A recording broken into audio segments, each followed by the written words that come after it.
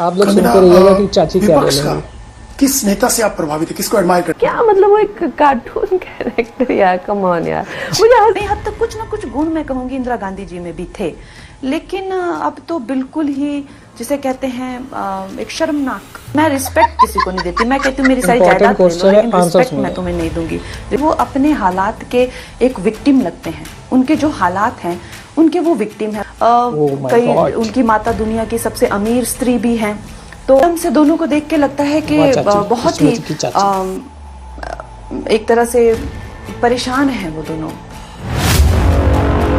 All right दोस्तों, कैसे हैं आप। एक समय बीजेपी में डिसेंट महिला नेताओं की संख्या बहुत ज़्यादा थी, जैसे स्वर्गीय सुषमा स्वराज जी, सुमित्रा महाजन जी। लेकिन 2014 के बाद जैसे ही बीजेपी का स्ट्रक्चर चेंज हुआ, एक एक करके इन डिसेंट नेताओं को विदा कर दिया गया, क्योंकि इन नेताओं को नेता नगरी के साथ इस बात का बहुत अच्छे से नॉलेज था कि किसी भी विपक्ष के नेता के साथ किस तरीके से बात करना है। जब भी सुषमा स्वराज जी या सुमित्रा महाजन जी किसी भी विपक्ष के नेता के साथ में बातचीत करती थी या उसके बारे में कुछ कहती थी, तो पूरा विपक्ष इनको सुनता था। सत्ता पक्ष के साथ साथ विपक्ष में भी इनकी उतनी ही इज्जत थी जितनी कि सत्ता पक्ष में थी।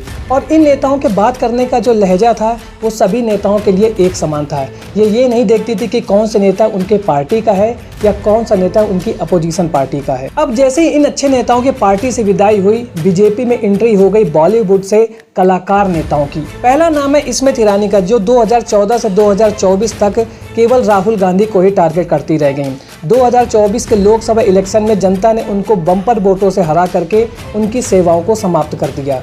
अब बीजेपी ऐसी छोटी मोटी पार्टी तो है नहीं, उन्होंने पूरा कैलकुलेशन करके रखा था कि यदि स्मृति ईरानी हार जाती हैं तो उनका कॉपी कैट कोई तो होना चाहिए। बीजेपी किसी भी तरीके का रिस्क लेना नहीं चाहती थी, इसलिए उन्होंने स्मृति ईरानी के कॉपी कैट को हिमाचल प्रदेश के मंडी से अपना प्रत्याशी बना के रखा हुआ था। यानी कि बीजेपी पहले से ही जानती थी कि यदि स्मृति ईरानी हार जाती हैं तो कोई तो बंदा ऐसा उनके दल में होना चाहिए जिसका केवल एक ही काम हो कि राहुल गांधी को टारगेट करते रहा जाए। फॉर्चुनेटली वो यानी कि कंगना रनावत हिमाचल प्रदेश के मंडी से चुनाव जीत करके पार्लियामेंट पहुंच गई हैं और स्मृति ईरानी के काम को अब आगे बहुत ही सफलता के साथ बढ़ा रही हैं। आज की वीडियो में हम देखेंगे जब कंगना रनावत से एंकर ने बोला कि आप राहुल गांधी के बारे में क्या कहना चाहती हैं, तो कंगना रनावत अगड़म बगड़म कुछ भी ऊल जलूल बोलती हुई चली गई, जिसकी शायद ज़रूरत भी नहीं थी। तो चलिए इस वीडियो को देखते हैं। यदि वीडियो पसंद आए तो वीडियो को लाइक और चैनल को सब्सक्राइब करना ना भूलिएगा। तो चलिए वीडियो को शुरू करते हैं। किस नेता से आप प्रभावित है, किसको एडमायर करती हैं? बीजेपी में तो बहुत सारे होंगे, लेकिन विपक्ष में भी कोई नेता है आपको जिसको?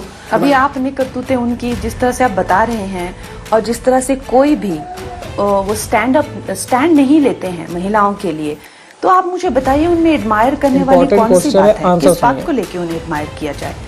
ये पहले मैं कहूँगी जैसे थे कांग्रेस में, जैसे शास्त्री जी थे, या बहुत पुरानों की बात मैं कर रही हूँ। कई हद तक कुछ ना कुछ गुण मैं कहूँगी इंदिरा गांधी जी में भी थे, लेकिन अब तो बिल्कुल ही जिसे कहते हैं एक शर्मनाक तरीके से काम होता है और कोई भी गुण नहीं है।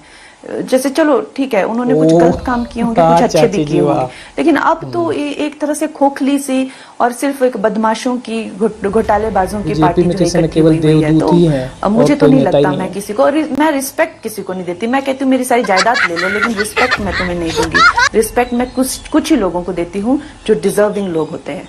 राहुल गांधी के बारे में क्या कहना आपका? राहुल गांधी ने यात्राएं निकाली, पहले भारत जोड़ो यात्रा, फिर भारत जोड़ो न्याय यात्रा निकाली, और वो तरह तरह की बातें बीजेपी को लेके। मुझे वो, मैं आपको सच्ची कहती हूँ, मुझे वो अपने हालात के एक विक्टिम लगते हैं। उनके जो हालात हैं उनके वो विक्टिम है। वो एक बहुत ही एम्बिशियस माता के जो है वो विक्टिम है। वो अपने, मुझे नहीं लगता वो जितना नाकामयाब उन्हें दुनिया में दिखाया गया है या बताने की कोशिश की गई है, इतने नाकामयाब वो हैं। मुझे लगता है उन कुछ और वो जिंदगी में करते। जैसे हमने 3 इडियट के जैसे फिल्में देखी हैं, बच्चे खुद परिवारवाद के शिकार होते हैं। ऐसा नहीं है कि सिर्फ आउटसाइडर्स ही उनके शिकार होते हैं, वो खुद भी शिकार हो जाते हैं। वो शिकार मुझे लगता है राहुल गांधी हैं। वो कुछ और करते, किसी और हो सकता है उनको एक्टिंग करनी हो, क्या पता। आप उनका जिस तरह से सब वो एक्टर बन सकते हैं डेफिनेटली। कई उनकी माता दुनिया की सबसे अमीर स्त्री भी हैं, तो उनके पास धन दौलत की कोई कमी नहीं है। तो वो स्मृति चाची का कॉपीकैट, तो शायद वो जो सुनने में आता है किसी महिला से प्रेम करते, उनकी शादी भी नहीं हो पाई। जो भी है, जिस तरह से भी सिचुएशंस है, हमने तो देखिए ये उड़ती उड़ती खबरें सुनी है, हमें नहीं पता। लेकिन मुझे नहीं पता वो क्यों उनकी शादी नहीं हुई, क्यों उनका घर नहीं बसा, या किस तरह से उनको एक करियर नहीं उनका कोई बन पा रहा है, या किस तरह से सफलता उनको किसी भी मुकाम में नहीं मिल पा रही है। उनके एक तरह से मुझे अकेले लगते हैं, वो बहुत ज्यादा अकेले लगते हैं, और मुझे लगता है उन पे प्रेशर बहुत डाला जाता है कि तुम ये करो करो करो, तुमसे चाहे ये हो चाहे नहीं हो, पर तुम ये करो। अब ऐसी स्थिति में वो अभी भी वो 60 के होने वाले हैं, फिर भी उनको यंग यंग करके बार बार लॉन्च करते रहते हैं। तो मैंने ऐसे बच्चों को फिल्म इंडस्ट्री में भी देखा हुआ है, उनके माँ बाप उनके पीछे पड़े हुए हैं, उनकी जिंदगी उन्होंने बिल्कुल नरक कर दी है, करो करो करो करना ही पड़ेगा। तो सोनिया मैडम भी नहीं जानती होंगी जितना इसको मालूम। बर्बाद हो चुके हैं, उनकी भी यही स्थिति है। तो आपको लगता है राहुल गांधी पॉलिटिक्स के अलावा कुछ और करना चाहिए? डेफिनेटली उनको करना चाहिए था, और वो सफल हो सकते थे। अभी ये काम उनका नहीं है, ये नहीं हो रहा है उनसे। उनकी माता समझती नहीं है, और वो उनको जो है किसी ना किसी तरह, जो हमें लगता है वो जबरदस्ती उनसे कराया जा रहा है। और प्रियंका गांधी के बारे में क्या कहना है? उन्होंने तो महिलाओं के लिए लड़की हूँ लड़ सकती हूँ यूपी चुनाव में कैंपेन किया, और दोनों में बेहतर कौन लगता है आपको, प्रियंका और राहुल? मुझे तो दोनों ही अच्छे लगते हैं, मुझे वो दोनों हालात के मारे हुए लगते हैं। मुझे लगता है उनकी माता को उन्हें इस तरह से टॉर्चर नहीं करना चाहिए। मुझे जो लगता है, मैंने कहा मैं कोई नेता नहीं हूँ, मैं एक प्रत्याशी हूँ। अभी मुझे जो है वो, तो मुझे ये सब राजनीतिक लैंग्वेज आती नहीं है।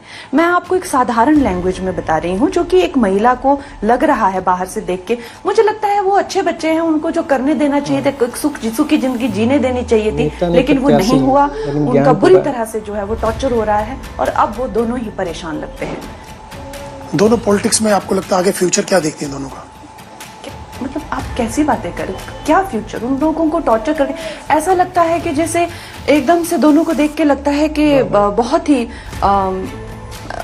एक तरह से परेशान है वो दोनों, अपनी जिंदगी से परेशान है। ऐसा नहीं लगता है कि वो किसी और अपनी जिंदगी से दोनों परेशान लगते हैं।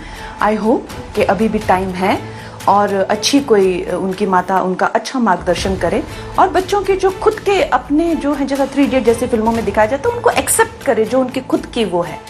राउंड पूछूंगा, 3 नाम लूंगा, उस पर आपको अपनी राय देनी है। पहला नाम प्रियंका गांधी वाड्रा। जब भी मैं उनको देखती हूँ तो मुझे लगता है कि कहीं ना कहीं उनको जो है एक कैरिकेचर ऑफ इंदिरा गांधी बनाने की कोशिश की जा रही है। बनाने की कोशिश हो रही है। चलिए, अगले नेता हैं राहुल गांधी। राहुल गांधी को देख के तो मुझे सच में तरस ही आता है। और क्यों आता है आपको तरस? मुझे वो बहुत बेचारे लगते हैं। गुल्लू इज बैक। मुझे लगता है कि उनके साथ में वो सब हो रहा है, किया जा रहा है उनके साथ में, उनके बस की नहीं है, लेकिन उनकी माताजी उनको छोड़ती नहीं है। पर उनकी बहन कह रही है पीएम बनने वाले हैं वो इस बारी। क्यों लगता है आपको? वो कहाँ पीएम बन सकते हैं? आपको लगता है कि भैया जो चांद पे आलू उगाना चाहता है, फिर वो एकदम ब्लैंक हो जाते हैं कभी कभी बात करते करते। ऐसे तो आप उनकी स्पीचेस सुनी है? मैंने सुनी है उनकी स्पीचेस, तो सुनने लायक उनकी स्पीचेस में कुछ भी नहीं है। वो बात भी नहीं ढंग से कर पाते हैं, ऐसा लगता है उनको पर्चियां दी होती हैं। और एक दिन तो मैंने वो नज़ारा देखा था, वो जाके प्रधानमंत्री को उनके गोद में बैठ के उनको हक कर लिया, और कहते मोहब्बत की दुकान मुझे खोलनी है, फिर जाके ऐसे आंख मार दी। क्या मतलब, वो एक कार्टून कैरेक्टर यार, कम ऑन यार, मुझे हंसी आती है, मुझे एकदम कार्टून लगते हैं वो। तो दोस्तों, आप लोगों ने देखा कि इनको पार्टी का टिकट केवल इसीलिए दिया गया है कि आपको पूरे 5 साल केवल राहुल गांधी को ही टारगेट करना है। जनता के मुद्दे आपसे पार्लियामेंट में उठे या ना उठे उससे कोई मतलब नहीं है, लेकिन एक काम करते रहो, केवल राहुल गांधी को टारगेट करते रहो। क्योंकि बड़ी दीदी तो इस समय पार्लियामेंट में मौजूद है नहीं, क्योंकि वो चुनाव हार गई हैं, तो छोटी दीदी अपना काम पूरी तरीके से निभा रही हैं, और ये मौका नहीं देंगी, यानी कि आपको बड़ी दीदी की कमी नहीं महसूस होगी। तो ये वीडियो पसंद आया तो वीडियो को लाइक करना ना भूलें। मिलते हैं नेक्स्ट वीडियो में, तब तक के लिए थैंक्स फॉर वॉचिंग।